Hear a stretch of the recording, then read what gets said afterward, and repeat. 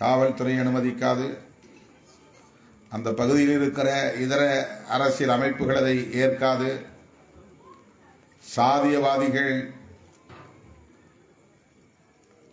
கட்டாயமாக அதை எதிர்ப்பார்கள். அவ்வளவு எளிதாக நம்மால் ஒரு கொடியை இந்த மண்ணிலே ஊன்றிவிட முடியாது. ஒவ்வொரு மாவட்டத்திலும் கொடி ஊன்றுவதிலேயே நமக்கு பெரும் போராட்டங்கள் நிகழ்ந்திருக்கின்றன, வழக்குகளை சந்தித்திருக்கிறோம்,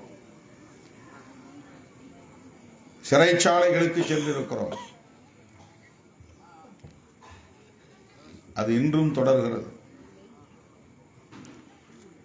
இந்தியாவிலேயே கொடியேற்றுவதை ஒரு யுத்தமாகவே எதிர்கொண்டு வருகிற ஒரு இயக்கம் உண்டு என்றால் அது விடுதலை சிறுத்தைகள் கட்சிதான். அண்மையிலே கடலூர் மாவட்டத்தில் நடந்த நிகழ்வை நீங்கள் பார்த்திருப்பீர்கள். இது நமக்கு புதிதல்ல. கடலூர் மாவட்டத்தில் எண்ணற்ற பல நிகழ்வுகள் அண்மை காலமாக மட்டுமல்ல தொடர்ந்து நடைபெற்று வந்திருக்கின்றன.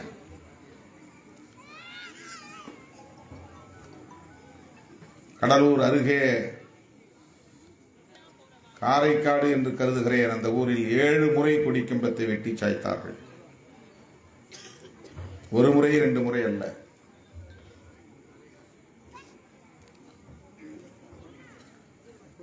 பிளாலி தொட்டி என்கிற இடத்திலே அப்படி பலமுறை கொடிக்கம்பத்தை வெட்டி சாய்த்திருக்கிறார்கள்.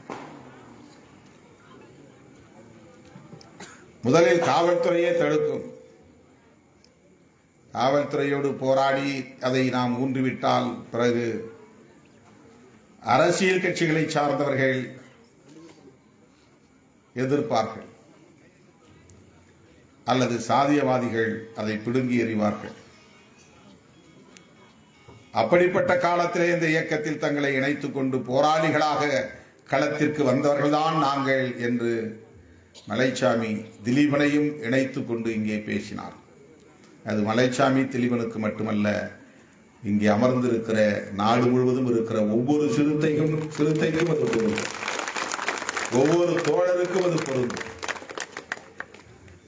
அப்படித்தான் 10 ஆண்டு காலம் நாம் களத்திலே வேர்வை சிந்தி இருக்கிறோம், ரத்தம் சிந்தி இருக்கிறோம், வழக்குகளை சுமந்திருக்கிறோம், சிறைச்சாலைகளில் கிடந்து உழன்றிருக்கிறோம். திட்டக்குடியிலே நடந்த படுகொலை, வட மாவட்டங்களில் இயக்கம் பரவுவதற்கு முன்னதாக நடந்த ஒரு சம்பவம், அது சிறுத்தைகளின் கொடி கூட அல்ல, வெறும் நீலக்கொடி. சாத்தனத்தம் என்கிற கிராமத்திலும் ஆலம்பாடி என்கிற கிராமத்திலும் பொங்கல் திருவிழாவை ஒட்டி அம்பேத்கர் கொடி என்கிற பெயரால் வெறும் நீலக்கொடியை ஏற்றியதற்காக ஒரே நேரத்தில் பொங்கல் திருநாளின் போது 2 ஊரிலும் சமகாலத்தில் கொடிக்கம்பம் வெட்டி எறியப்படுகிறது. அது சிறுத்தைகளின் கொடி அல்ல என்றாலும் கூட அம்பேத்கர் இயக்க கொடியை ஏற்றியதற்காக இப்படி செய்வதா என்று சிறுத்தைகள் திட்டக்குடியிலே சாலை மறியலில் ஈடுபட்டார்கள். ஒரு அறப்போராட்டம் தான் அது. துப்பாக்கிச் சூடு வரையில் போனது. சண்முகம், ரமேஷ் என்கிற 2 இளைஞர்களை படுகொலை செய்யும் அளவுக்கு போய் முடிந்தது. கொடி ஏற்றுவதற்கு எவ்வளவு பெரிய போராட்டம் இப்படி எந்த ஒரு இயக்கமும் சந்தித்திருக்குமா? சமூக தடைகளை, சோசியல் ஸ்டிக்மா சந்தித்திருக்குமா என்பது எனக்கு தெரிந்து இல்லை. அரசியல் பகை உண்டு, அதனால் ஏற்படுகிற மோதல்கள் உண்டு. ஆனால் ஒரு அரசியல் இயக்கம் அல்லது சமூக இயக்கம் சோசியல் ஸ்டிக்மா என்கிற ஒன்றை பொலிட்டிக்கல் ஸ்டிக்மாவாகவும் எதிர்கொண்டு வருகிறது என்றால் அது விடுதலை சிறுத்தைகள் கட்சிக்கு மட்டும்தான். அதைத்தான் தோழர் ரவிக்குமார் அவர்கள் பேசுகிற போது சொன்னார். எத்தனையோ தலித் இயக்கங்கள் அம்பேத்கர் பெயரிலே இங்கு இயங்கி இருக்கின்றன. அவர்களால் குறிப்பிட்ட தூரம் பயணிக்க முடியவில்லை, குறிப்பிட்ட காலம் தாக்கு பிடித்து நிற்க முடியவில்லை. இன்றைக்கு தேர்தல் அல்லாத காலம், தேர்தல் அரசியல் அல்லாத காலம் என்று 10 ஆண்டு காலம், தேர்தல் அரசியல் என்று ஒரு 25 ஆண்டு காலம், ஏறத்தாழ 35 ஆண்டு காலம் தாக்கு பிடித்து இந்த இயக்கம் நிற்கிறது. தவிர்க்க முடியாத ஒரு அரசியல் சக்தியாக பரிணமித்து நிற்கிறது. இது சாதாரண சாதனை அல்ல என்பதை தோழர் ரவிக்குமார் அவர்கள் இங்கே பதிவு செய்தார் என்றால், இவ்வளவு வெற்றிகரமான ஒரு பயணத்தை முன்னெடுக்க முடிந்ததென்றால் அதற்கு உங்களை போன்ற தம்பிகள் என்னோடு தொடர்ந்து பயணிப்பதுதான், கைகோர்த்து நிற்பதுதான். எந்த எதிர்பார்ப்பும் கிடையாது. இன்றைக்குத்தான் நாம் தேர்தலிலே போட்டியிடக்கூடிய வாய்ப்புகளை பெறுகிறோம். இப்போதுதான் உள்ளாட்சி அமைப்புகளிலே போட்டியிட்டு வெற்றி பெறுவதற்கான ஒரு சூழலோடு களத்தை சந்திக்கிறோம். அப்படி தொடங்குகிற காலத்தில் தொடர்ச்சியான ஒரு 20 ஆண்டு காலத்தில் இந்த வாய்ப்புகளே இல்லை, வாய்ப்புகளே இல்லை. ஆனாலும் என்னை சந்தித்த தோழர்கள் இந்த இயக்கத்தை விட்டு ஒருபோதும் அகன்றதில்லை, வெளியேறியதில்லை, வேறு இடங்களை நோக்கி நகர்ந்ததில்லை.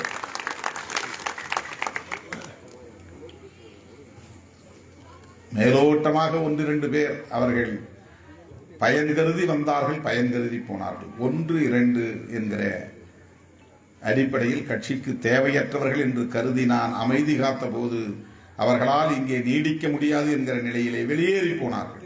இன்றைக்கு சாயம் வெளுத்து நிற்கிறார்கள். அவர்கள் யார் யார் என்று உங்களுக்கு தெரியும். கொள்கை பிடிப்போடு ஒரு தலைமையை ஏற்றுக்கொண்டு ஒரு இயக்கத்திலே 2 தலைமுறைகளாக தொடர்ந்து பயணிக்கக்கூடிய ஒரு வரலாற்றை இன்றைக்கு படைத்திருக்கிற ஒரு இயக்கமாக விடுதலை சிறுத்தைகள் கட்சி விளங்குகிறது. களத்திலிருந்து நாம் பயணித்திருக்கிறோம். கடுமையான நெருக்கடிகளை எல்லாம் கடந்து பயணித்திருக்கிறோம். உதாரணத்திற்கு இங்கே விக்கிரவாண்டி பக்கத்திலே கயத்தூர் நடந்த சம்பவத்தை குறிப்பு அப்படி எத்தனை சம்பவங்களை சொல்ல முடியும்? 1-2 அதை மட்டுமே தொகுக்கலாம். கொடி யுத்தம் என்கிற பெயரிலேயே ஒரு புத்தகத்தை நாம் தொகுக்க முடியும்.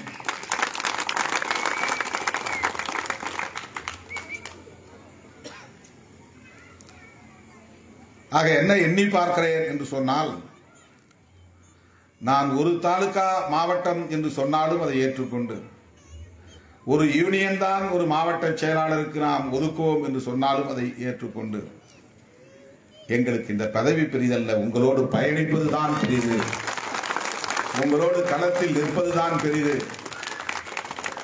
ஒட்டுமொத்தமாக விழுப்புரம் மாவட்டத்தை எங்களுக்கு ஒப்படையுங்கள் என்று கேட்கவில்லை. 4ஆக பிரித்துக் கொடுங்கள், 3ஆக பிரித்துக் கொடுங்கள், 2ஆக பிரித்துக் கொடுங்கள் என்று கேட்கவில்லை. 8ஆக பிரித்தாலும் 10ஆக பிரித்தாலும் உங்களோடு நாங்கள் பயணிக்க விரும்புகிறோம் என்று சொல்லுகிற அந்த பெருந்தன்மை வேறு எந்த இயக்கத்திலும் பார்க்க முடியாது தோழர்களே. அது விடுதலை சிறுத்தைகள் கட்சியில் இன்றைக்கு நம்மால் பார்க்க முடிகிறது. அதில் என்ன பெரிய லாபம் அல்லது என்ன பெரிய புகழ்? ஒன்றும் கிடையாது. இந்த இயக்கத்தில் ஒரு பொறுப்பிலே இருக்கிறோம் என்கிற ஆறுதலை தவிர, பெருமையை தவிர, மகிழ்ச்சியை தவிர வேறொன்றும் இல்லை. இப்போது நாம் 234 தொகுதிகளுக்கும் ஒரு சட்டமன்ற தொகுதிக்கு ஒரு மாவட்ட செயலாளர் என்று முடிவெடுத்திருக்கிற நிலையிலும் கூட ஒரே ஒரு தோழர் கூட அது வேண்டாம் என்று சொல்லவில்லை. கட்சி எடுக்கிற முடிவு கட்சி நலனுக்காகத்தான் இருக்கும், மக்கள் நலனுக்காகத்தான் இருக்கும், அதை ஏற்றுக்கொள்கிறோம் என்று 100 விழுக்காடு ஏற்றுக்கொள்ளுகிற அந்த பெருந்தன்மை, அந்த புரிதல், அமைப்பு ரீதியான புரிதல், கொள்கை ரீதியான புரிதல், 2 வேறு வேறு. ஒரு ஆர்கனைசேஷனல் நாலேஜ், அமைப்பு ரீதியாக புரிந்து கொள்வது, அந்த அமைப்புக்கான கொள்கையை புரிந்து கொள்வது, அமைப்புக்காகவும் கொள்கைக்காகவும் ஒரு தலைமையை ஏற்றுக்கொண்டு மக்களின் நலனுக்காக பாடாற்றுவது என்கிற அந்த புரிதல். எல்லோரும் நம்மை குறைத்து மதிப்பிடுகிறார்கள், நம்மை சிறுமைப்படுத்த பார்க்கிறார்கள்.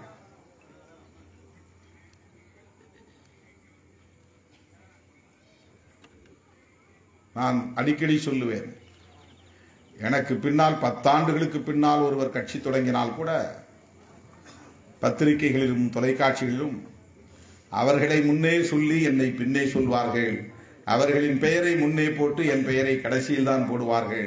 இதுதான் இந்த மண்ணின் உளவியல் என்று நான் சொல்லி இருக்கிறேன். இப்போதும் அது நடக்கிறது, இப்போதும் அது நடக்கிறது. நாம் அதை ஒரு பொருட்டாக எடுத்துக் கொள்ளவில்லை. அதனால்தான் ஒரு கூட்டத்திலே நான் சொன்னேன், எம்மை ஓரங்கட்ட பார்த்தாலும் ஒதுக்க பார்த்தாலும் நாங்களே மையம் என்பதை தீர்மானிப்போம் என்று. ஒரு வரிசையிலே நீ இந்த பக்கம் ஓரமா போய் லெப்ட்ல உட்கார்ந்து நம்மளுக்கு ஷேர் போட்டா கூட ஒட்டுமொத்த கேமராவும் நாம் தான் சென்டர் என்று நம்மை திரும்பும். நீ தீர்மானிப்பதல்ல மையம், நாங்கள் இருப்பதே மையம். இதை 10 ஆண்டுகளுக்கு முன்பு சொன்னேன். எந்த நம்பிக்கையோடு சொன்னேன்? அகந்தையோடு சொல்லவில்லை, தற்பெருமையாக சொல்லவில்லை. களத்தில் மக்களுக்கு உண்மையாக நாம் பாடுபட்டுக் கொண்டிருக்கிறோம், அந்த நம்பிக்கையில் சொல்லுகிறோம். திருமாவளை ஏன் திரும்ப திரும்ப சொல்றார் திமுக கூட்டணியில் தான் தொடர்வோம்?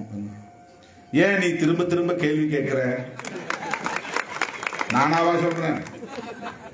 நீ ஏன் திரும்ப திரும்ப கேள்வி கேட்கிறாய்? எங்க போனாலும் இறங்கணும்னே மைக் எடுத்துட்டு வர. ஏர்போர்ட்டுக்கு போனா மைக்கு, ரயில்வே ஸ்டேஷன்ல நின்னா மைக்கு, எங்கேயாவது ஹோட்டல்ல தங்கி இருந்தா சாப்பிட்டுட்டு இருந்தா அங்க நேரா வந்து பைக். சார் நீங்க விஜயோட போவீங்களா? சார் நீங்க எடப்பாடியோட போவீங்களா? நீ திரும்ப திரும்ப கேட்கிறாய், நான் திரும்ப திரும்ப சொல்றேன். ஒரு தடவை சொன்னா உனக்கு புத்தி வரணும். நல்ல மாட்டுக்கு ஒரு சூடு என்பார்கள். நான் பல முறை சொல்ல வேண்டிய தேவை எனக்கு என்ன வந்தது? எனக்கு என்ன பைத்தியமா? நான் திரும்ப திரும்ப சொல்ல வேண்டிய தேவை எனக்கு என்ன? நான் தெளிவாக இருக்கிறேன், உறுதியாக இருக்கிறேன். அதை திரும்ப திரும்ப சொல்ல வைக்கிறீர்கள். நீங்களே ஒரு சந்தேகத்தை கிளப்பிட்டு நீங்களே கேள்வி எழுப்புறீங்க. நான் எங்கேயாவது சொன்னா? நான் உருவாக்கிய கூட்டணி, நானும் சேர்ந்து உருவாக்கிய கூட்டணி, விடுதலை சிறுத்தைகளும் சேர்ந்து உருவாக்கிய கூட்டணி. நாங்க தனியா திமுகவோட போய் எங்களுக்கு ஏதோ 2-3 கொடுங்கன்னு கேட்கல. திமுக, விடுதலை சிறுத்தைகள், இடதுசாரிகள், காங்கிரஸ் எல்லாம் சேர்ந்து நாங்கள் உருவாக்கிய கூட்டணியில் பகிர்ந்து கொள்கிறோம், அதிகாரத்தை பகிர்ந்து கொள்கிறோம். அது அவங்க மேஜர் பார்ட்னர், நாங்கள் மைனர் பார்ட்னர். அதற்கு காரணம் இருக்கிறது, அது வேறு. நான் தனியா போய் டிஎம்கேவை டீல் பண்ணல, காங்கிரஸ் தனியா போய் எங்களுக்கு ஏதாவது கொடுங்கன்னு கேட்கல. காங்கிரஸ், விடுதலை சிறுத்தைகள், இடதுசாரிகள், மறுமலர்ச்சி திராவிட முன்னேற்ற கழகம், இஸ்லாமிய அமைப்புகள், திராவிட முன்னேற்ற கழகத்தின் தலைமையில் ஒன்று சேர்ந்து ஒரு கூட்டணியை உருவாக்கி நாம் இடங்களையும் அதிகாரங்களையும் பகிர்ந்து கொள்வோம் என்று ஒரு உடன்படிக்கையின் அடிப்படையில் பகிர்ந்து கொள்கிறோம். நாங்கள் இடம்பெற்றிருக்கிற கூட்டணியில் அங்கம் வகிக்கக்கூடிய திமுகவை விமர்சிக்கிற போது அதற்கு நான் பதில் சொல்லவில்லை என்றால் நான் இந்த கூட்டணியில் ஏன் நீடிக்கிறேன் என்பது கேள்விக்குறியாக மாறும். ஆகவே நான் திமுகவுக்காக சொல்லவில்லை, அந்த அணியில் இடம்பெற்றிருக்கிற விடுதலை சிறுத்தைகளுக்காக பதில் சொல்லுகிறேன். அதை ஒருத்தன் நீ திமுகவுக்கு முட்டு கொடுக்குறியா? திமுக என்ன சாயி நிலையில இருக்கு போய் முட்டு கொடுக்கறது? ஒரு சுவர் விழுந்து போயிருப்பானா போய் நீ வந்து மரதகிறத எடுத்து போய் முட்டு கொடுத்து நிப்பாட்டணும். இந்த சுவர் விழுந்து போயிடும், 2 கழி எடுத்துட்டு வா, கட்டையை எடுத்துட்டு வா, முட்டு கொடுத்து நிப்பாட்டணும். அது ஆளுங்கட்சியாக இருக்கிறது, 6வது முறையாக ஆட்சி பீடத்தில் இருக்கிறது. அந்த கட்சிக்கு முட்டு கொடுக்க வேண்டிய தேவை எங்கிருந்து வந்தது? அற்பர்கள் அப்படி அவதூறுகளை பரப்புகிறார்கள். நாங்கள் வளரும் நிலையில் இருக்கிறோம், கொள்கை பிடிப்போடு இருக்கிறோம். அங்கே போனால் வரலாமா, இங்கே போனால் வரலாமா என்று ஒரே நேரத்தில் நாங்கள் பேரம் பேசி அரசியல் செய்யவில்லை. அது எங்களுக்கு தேவையும் இல்லை. நாங்கள் தேர்தல் களத்தில் நிற்பது கூட மக்களை அமைப்பாக்குவதற்காகவும் அரசியல்படுத்துவதற்காகவும் தானே தவிர எங்களின் தனிப்பட்ட பதவிக்காக அல்ல. இதை 2003 காலகட்டத்திலேயே நீங்கள் கவனித்திருந்தால் புரிந்து கொண்டிருக்க முடியும். என்னுடைய சட்டமன்ற உறுப்பினர் பதவியை சாதாரணமாக நான் கழற்றி போட்டுவிட்டு, சட்டையை கழற்றுவது போல் கழற்றி போட்டுவிட்டு நான் வெளியே வந்து மக்கள் பணியாற்றினேன். சட்டமன்ற உறுப்பினர் பதவி என்பது முதலாக இந்த கட்சிக்கு கிடைத்த ஒரு வாய்ப்பு, முதலாக கிடைத்த ஒரு பதவி. அதனால் எனக்கு சட்டமன்ற உறுப்பினர் என்கிற ஒரு பெருமை. அதை நான் சாதாரணமாக உதறிவிட்டு வந்தேன் என்றால் அதிலிருந்தாவது புரிந்து கொள்ள வேண்டாமா? அரசியல் செய்யவா நான் உதறினேன்? இல்லை, எனக்கு மனம் ஒப்பவில்லை, உதறிவிட்டு வெளியே வந்தேன், அவ்வளவுதான். பதவி எமக்கு முக்கியம் இல்லை, அதனால் உதறிவிட்டு வெளியே வந்தோம், அவ்வளவுதான். அந்த பதவிக்காக நாங்கள் கட்சி நடத்தவில்லை, உதறிவிட்டு வெளியே வந்தோம், அவ்வளவுதான். இதை புரிந்து கொள்வதற்கும் கொஞ்சம் ஞானம் தேவை. நாம் பேசுகிற அரசியலை புரிந்து கொள்வதற்கே பலருக்கு பல பத்தாண்டுகள் தேவைப்படலாம், பல பத்தாண்டுகள் தேவைப்படலாம்.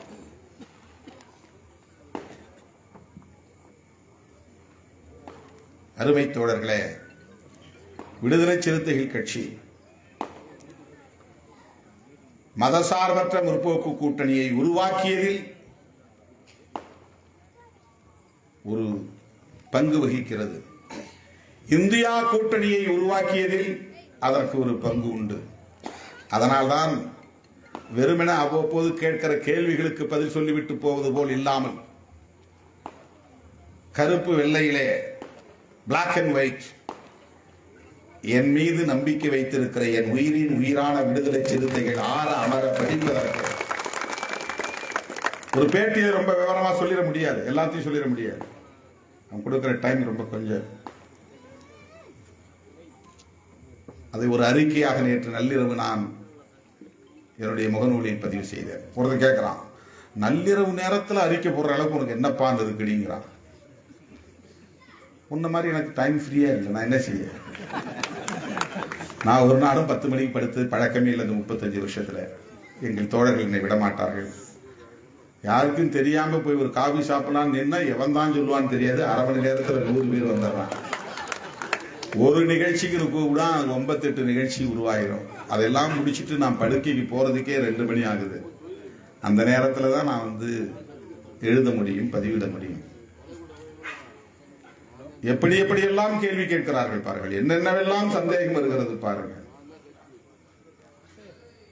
தோழர்களே, இன்றைக்கு விடுதலை சிறுத்தைகள் கட்சி ஒரு அரசியல் சக்தியாக பரிணமித்திருக்கிறது. விடுதலை சிறுத்தைகள் கட்சி இடம்பெறுகிற அணிக்கு வாக்குகள் பரிமாற்றம் நிகழ்கிறது. விடுதலை சிறுத்தைகள் கட்சி அடையாள அரசியலில் இருந்து மீண்டெழுந்து நிற்கிறது. ஒரு குறிப்பிட்ட சாதிக்கான ஒரு சங்கம் என்று இல்லாமல் எல்லா தரப்பினரும் கவனிக்கக்கூடிய அல்லது ஆதரிக்கக்கூடிய ஒரு பேரியக்கமாக பரிணமித்து நிற்கிறது. இதெல்லாம் நான் தற்பெருமைக்காக சொல்லவில்லை, உண்மையை சொல்லுகிறேன். இத்தகைய சூழலில் தான் இதையெல்லாம் நாம் நினைவூட்ட வேண்டிய, இது போன்ற நிகழ்வுகளில் பதிவு செய்ய வேண்டிய ஒரு தேவை இருக்கிறது. நான் எண்ணி பார்க்கிறேன், எப்படி ஒரு தனிநபராக இதையெல்லாம் செய்துவிட முடியும்? தனிநபர் வழிநடத்த முடியும், தனிநபர் தலைமை தாங்க முடியும், தனிநபர் திட்டம் தீட்ட முடியும், தனிநபர் ஒரு கொள்கையை வரையறுத்து எடுத்துரைக்க முடியும். ஆனால் இவற்றையெல்லாம் நடைமுறைப்படுத்த வேண்டுமானால் உங்களை போன்ற தளபதிகள் தேவைப்படுகிறார்கள். அந்த தளபதிகளில் ஒருவராகத்தான் தம்பி தெளிவன் போன்றவர்கள் இந்த களத்தில் இருக்கிறார்கள். நான் விளையாட்டுக்கு சொன்னேன், உனக்கு இல்லப்பா, உனக்கு வயசாயிருச்சு, மேலே வந்து எலிவேட் பண்ணி விட்டுறேன், ஏதாவது மேலே பொறுப்பு வாங்கிக்கோ, மாநில பொறுப்பு. எனக்கு வந்து மாவட்ட செயலாளர் கேட்குறாரு, இல்லைன்னா அது பரவாயில்ல, நீங்கள் எனக்கு மறுபடியும் என்ன 1 வருஷம் தான் கொடுத்துருக்கீங்க, எல்லாருக்கும் 3 வருஷம், அது சின்ன இடமா இருந்தாலும் பெரிய இடமா இருந்தாலும் பரவாயில்ல, நான் கண்டினியூ பண்ணணும் அப்படின்னு அவர் வந்து சொன்னார். அப்படி கேட்க வேண்டிய அவசியம் இல்லை. ஒன்றும் பெரிய இது வந்து எம்எல்ஏ பதவி கிடையாது, எம்பி பதவி கிடையாது. இந்த பதவி வச்சிருக்கிறதுனால நாளைக்கு வந்து கான்ட்ராக்ட் வேலையை யாரும் கொடுத்துட போறதில்லை பெருசா. இதனால பெரிய பொருளீட்டி விட முடியாது. ஒரு சின்ன மரியாதை எவ்வளவுதான். விடுதலை சிறுத்தை என்று சொல்லிக் கொள்வதில் ஒரு பெருமை.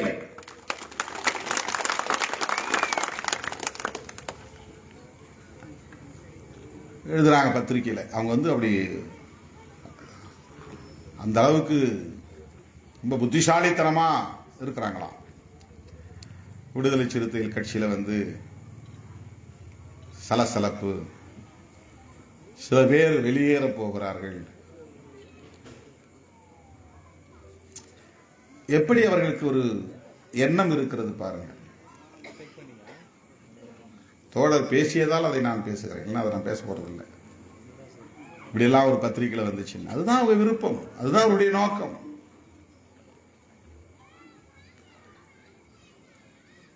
கொள்கை பிடிப்போடு இருந்தால் எத்தனை முயற்சிகள், சதி முயற்சிகள் நடந்தாலும் அவற்றையெல்லாம் முறியடிக்க முடியும் என்பதற்கு திமுகவே ஒரு சான்று. நம் கண் முன்னால் இருக்கிற திராவிட முன்னேற்ற கழகமே ஒரு சான்று. இது திமுகவுக்கு வக்காலத்து வாங்குறதுல நமக்கு லெசன், நமக்கு லேர்னிங், நமக்கு லெசன். திமுக சந்தித்த நெருக்கடிகள் எல்லாம் அரசியல் களத்தில் விவரிக்கவே முடியாது. நாம் சந்தித்த நெருக்கடிகள் வேறு, அது திமுகவுக்கு இல்லை, அது வேறு. ஆனால் எம்ஜிஆர் இந்த கட்சியை விட்டு வெளியேறிய நேரத்தில் கலைஞருக்கு எதிரான எவ்வளவு அவதூறு பிரச்சாரங்கள். அப்பெல்லாம் ஒரே ஒரு தொலைக்காட்சி இருக்கும், ஒரே ஒரு ரேடியோ இருக்கும், ஆல் இண்டியா ரேடியோ, தூர்தர்ஷன், 2 தான் இருக்கும். அவருடைய ஆட்சியை கலைத்த நேரம் விசா நேரம், 72 எம்ஜிஆர் வெளியேறிய நேரம். அந்த 5 ஆண்டுகள் வந்து திமுகவுக்கு அவ்வளவு மோசமான ஒரு நரக வாழ்க்கைன்னு சொல்லுவோம். அப்படிப்பட்ட ஒரு காலகட்டம் அது. அவ்வளவு பெரிய கண்டம் இருந்த நேரம். எதை திறந்தாலும் கருணாநிதி ஊழல், கருணாநிதி ஊழல், கருணாநிதி ஊழல் என்று. ஆல் இண்டியா ரேடியோ திறந்தா செய்தி வாசிப்புல பூச்சி பருந்து பேர ஊழல், கோதுமை பேர ஊழல், கூவம் சுத்தம் செய்வதில் ஊழல், தினந்தோறும் அவர் மீது ஊழல் குற்றச்சாட்டு. எம்ஜிஆர் வெளியேறினார், அவ்வளவுதான், அந்த கட்சி ஒழிந்தது. விசா நெருக்கடியையும் எம்ஜிஆர் வெளியேறியதையும் ஒரே காலகட்டத்தில் சந்தித்த இயக்கம். எம்ஜிஆர் வந்து ஒரு சினி பாப்புலர் பர்சனாலிட்டி. அவர் முகத்தை பார்த்தா அப்படியே தக தக தக தகன்னு இருக்கும். அவருடைய போஸ்டரை எடுத்துட்டு போய் வீட்டில் பாயா போட்டு படுக்கிற தாய்மார்கள் உண்டு என்று மேடையிலே பேசுவார்கள். அந்த அளவுக்கு அவர் மேல ஒரு ஈர்ப்பு. எங்கு திரும்பினாலும் எம்ஜிஆர் பாடல்கள், எழுச்சி மிகுந்த பாடல்கள். கலைஞர் ஒரு ஹீரோ இல்லை, ஆனால் ஒரு ஹீரோவை எதிர்கொண்டார். பெரிய விசாவை எதிர்கொண்டார். அவரை தவிர அத்தனை பேரும் தூக்கி உள்ள போட்டாங்க, அடிச்சு நொறுக்குனாங்க. இன்றைக்கு முதல்வராக இருக்கிற தளபதி ஸ்டாலின் உட்பட அவ்வளவு பேரும் இன்றைக்கு மிசாவிலே உள்ளே கிடந்தார்கள். அவரோடு நெருக்கமாக இருந்த அவ்வளவு பேருக்கும் காது போச்சு, கண்ணு போச்சு, காலு போச்சு, முழங்கால் போச்சு, முழங்கை போச்சு, அடித்து நொறுக்கினார்கள். அதை தாக்கு பிடித்து அந்த இயக்கம் மறுபடியும் நின்றது. 13 ஆண்டுகளுக்கு பிறகு 89 மறுபடியும் ஆட்சிக்கு வந்தது. கட்டமைப்பு ரீதியாக வலிமையாக இருந்தால், ஏற்றுக்கொண்ட கொள்கையிலே பிடிப்பாக இருந்தால், மக்களோடு எப்போதும் நாம் உறுதியாக நின்றால் எந்த கொம்பனாலும் எதையும் செய்துவிட முடியாது என்பதற்கு திமுகவை நாம் முன்னால் இருக்கிற ஒரு வாழும் சாட்சி. இது திமுகவுக்கு வக்காலத்து வாங்கி பேசுவதல்ல, நாம் கற்றுக்கொள்ள வேண்டிய பாடம் இது. அடுத்து பெரிய வெடிப்பு, மிகப்பெரிய பிளவு. அடுத்து வைகோ. அதுக்கிடையில் இன்னொன்று நடந்துச்சு, ராஜீவ் அசாசினேஷன், ராஜீவ் படுகொலை. உடனே என்ன செய்தியை பரப்புனாங்கன்னா, கருணாநிதியால தான் ராஜீவ் கொல்லப்பட்டாரா. ஆட்சி வந்து ஜெயலலிதா ஆட்சி, ஜெயலலிதாவுக்கு எதிராக இல்லை.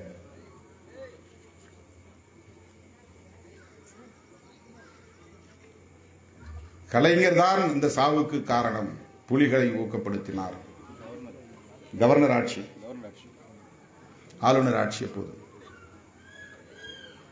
இந்த ஆட்சி கலைக்கப்பட்ட நேரம் சரி, திமுக ஆட்சி கலைக்கப்பட்டு ஆளுநர் ஆட்சி நடைமுறையில் இருந்தது. குடியரசுத் தலைவர் நேரடியாக ஆட்சியில் இருந்தார். அவ்வளவு பாதுகாப்பு ஏற்பாடுகளும் அவர்களே செய்யக்கூடிய அதிகாரம் பெற்றிருந்தார்கள். அதுக்கப்புறம் தான் 91 ராஜீவ் செத்ததை வச்சுதான் ஜெயலலிதா ஆட்சிக்கு வந்தாங்க. அந்த அலையில ராஜீவ் படுகொலையின் போது திமுகவுக்கு எவ்வளவு பெரிய வீழ்ச்சி தெரியுமா? 234 தொகுதியில் 232 தொகுதியிலும் தோல்வி. 232 தொகுதியிலும் தோல்வி. அதுதான் படு தோல்வி. ஆனால் மறுபடியும் திமுக உயிர் பெற்று எழுந்தது. இது நமக்கு ஒரு பாடம். ஏற்றுக்கொண்ட கொள்கையில் நாம் தெளிவாகவும் இருக்க வேண்டும், உறுதியாகவும் இருக்க வேண்டும். இன்றைக்கு இந்திய அளவிலேயே அப்படி ஒரு கொள்கை பிடிப்போடு வளர்ந்து வருகிற ஒரு இளம் இயக்கம் விடுதலை சிறுத்தைகள் கட்சி. அதை நினைவிலே வைத்துக் கொள்ளுங்கள். அதை இவ்வாறு நாம் வழிநடத்துவதற்கு காரணம், மறுபடியும் சொல்லுகிறேன், நீங்கள் தான், உங்கள் வலிமைதான். இதை நாம் எதிர்கொள்வோம். விஜயகாந்த் வந்தப்ப சொன்னாங்க, இந்த கட்சிகள்லாம் காணாமல் போயிடும். இன்றைக்கு விஜய் வந்தவுடனே இவ்வளவு ஹைப், பயங்கரமான ஹைப். நம்ம மாநாட்டுக்கு எத்தனை லட்சம் பேர் வந்தார்கள்? இந்த அளவுக்கு முக்கியத்துவம் கொடுத்து விவாதித்தார்களா? ஏரியல் வியூலை எடுத்து திரும்ப திரும்ப போட்டு காட்டினார்களா? சினிமா ஹீரோ கூட அல்ல திருமாவளவன், எப்படி இத்தனை லட்சம் பேரை இவரால் ஈர்க்க முடிந்தது என்று யாராவது விவாதித்தார்களா? 3 மணிக்கு வந்தவர்கள் நள்ளிரவு 12 மணி வரையிலும் காத்து கிடக்கிறார்களே, இந்தியாவிலேயே இப்படி ஒரு மாநாடு எங்கும் நடந்ததில்லையே என்று யாராவது சிலாகித்து பேசினார்களா? 7 மணிக்கு மேல கூட்டம் தாங்காதுன்னு பல பேர் ரொம்ப எளிதாக முடிச்சிடுறாங்க. ஏன்னா இன்னைக்கு இந்தியா முழுக்க அப்படிதான். இயல்பானது. நான் யாரையும் குறிப்பா சொல்லல. ஏன்னா இப்ப மக்கள் 8 மணி வரலும் உட்கார்றது இல்லை. ஆனால் சிறுத்தைகள் நிகழ்விலே 12 மணி 1 மணி ஆனாலும் கூட லட்சக்கணக்கிலே காத்து கிடக்கிறார்கள். என்ன விஜய் ஆர்கானிக் மாஸ் அப்படிங்கிறாங்க. விஜய் விசிகேவுக்கு என்ன இன்ஆர்கானிக் மாஸா? காசு கொடுத்தமா, பணம் கொடுத்தமா, சோறு கொடுத்தமா, பிரியாணி கொடுத்தமா, வண்டிக்கு காசு கொடுத்தமா, என்ன பண்ணாங்க? அவங்களா குடும்பமா பிள்ளை குட்டிகளோடு புறப்பட்டு வந்தார்கள். 2 லட்சம் பெண்கள். யாராவது பேசினாங்களா? எவ்வளவு லட்சம் பெண்கள் வந்தார்கள், எவ்வளவு பேர் குடும்பமாக வந்தார்கள் என்று விவாதித்தார்களா?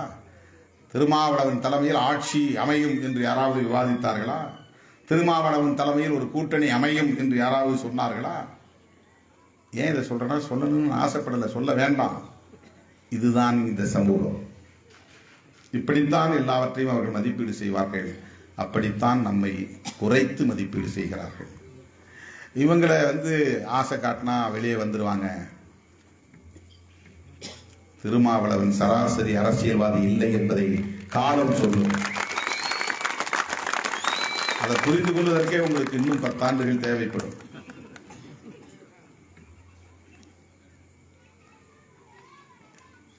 தோழர்களே, என் உயிரின் உயிரான விடுதலை சிறுத்தைகளே, நான் அடிக்கடி சொல்லுவேன், யார் எந்தாலும் புதிய கட்சிகளை தொடங்கினாலும், எவ்வளவு பெரிய புகழ்பெற்றவர்களாக இருந்தாலும் அவர்கள் விடுதலை சிறுத்தைகளுக்கு போட்டியாளர்களாக இருக்க முடியாது. ஏனென்றால் நம் களம் முற்றிலும் வேறானது. நம்முடைய களம் முற்றிலும் வேறானது. இந்த களத்தில் யாரும் நம்மோடு போட்டிக்கு வர முடியாது. இதை நம்மால் மட்டும்தான் செய்ய முடியும். நம்மால் மட்டும்தான் இப்படி ஒரு இயக்கத்தை நடத்த முடியும். எனவே நாம் இன்னும் விழிப்பாக இருப்போம்.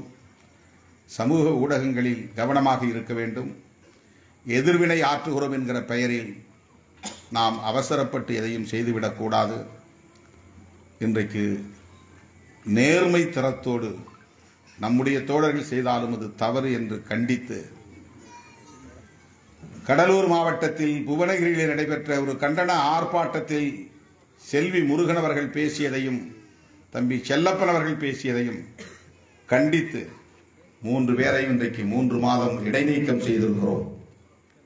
எங்கள் தோழர்கள் செய்தாலும் தவறாக பேசினாலும் அது கண்டிக்கத்தக்கது என்று கண்டிக்கிற நேர்மை திறம் விடுதலை சிறுத்தைகள் கட்சிக்கு உண்டு என்பதை இன்றைக்கு நடைமுறையிலே காட்டியிருக்கிறோம். மேடைகளில் யாரும் இனி அப்படி பேசக்கூடாது. கவன ஈர்ப்புக்காக எதையும் பதிவு செய்யக்கூடாது. கவன ஈர்ப்புக்காக எதையும் பேசிவிடக்கூடாது. நாம் நிதானமாக பயணிக்க வேண்டும்.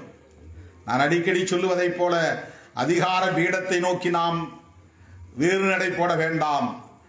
நாம் களத்திலே மக்களுக்கு உண்மையாக பாடாற்றினால் பீடம் நம்மை நோக்கி வரும், அதிகாரம் நம்மை நோக்கி வரும், அரசியல் நம்மை நோக்கி வரும். இந்த அடிப்படையை நாம் புரிந்து கொள்ள வேண்டும்.